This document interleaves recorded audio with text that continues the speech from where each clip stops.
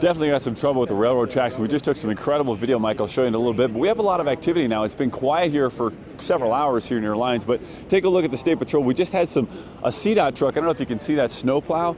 He has now been trying to sweep some of the water off of the road. The issue is this culvert to the right of Highway 66 as you head towards Lyons. There is so much water in that ditchway heading to the culvert, which is working as it's designed. But take a look at the video. It is just overwhelmed. Just an incredible sound of water rushing into this culvert as it circulates almost like a tornado around and around to go under Highway 66 and then heading across. It's getting stuck. That's the problem. It's getting stuck along Highway 66 at several points where that drainage way is simply too strong and there's too much water in it. So it's 12 to 18 inches deep in spots. And then when you do get to the culvert, you can see what it's doing. The train tracks there, the supports that hold those train tracks up are gone. So it looks like that's going to be impassable and very dangerous, as you were talking about, Mike.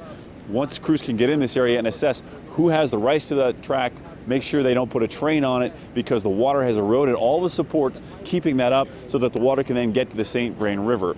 As a result of this, the entrance into Lyons is closed. No one can leave or get out. We did see an ambulance, though, make one trip, thanks to help from others, state vehicles, including the Forestry Service and CDOT, to get in there to try to get one man into the ambulance who could leave this area. He was able to get into the ambulance under his own power, so it didn't appear to be anything extremely significant. He certainly was not on a stretcher, but a tense moment. You can understand how difficult this can be for emergency responders when you can't access the area where folks are saying they need help. Now, we do know that there are some 200 folks in Lyons who have sought shelter at the elementary school.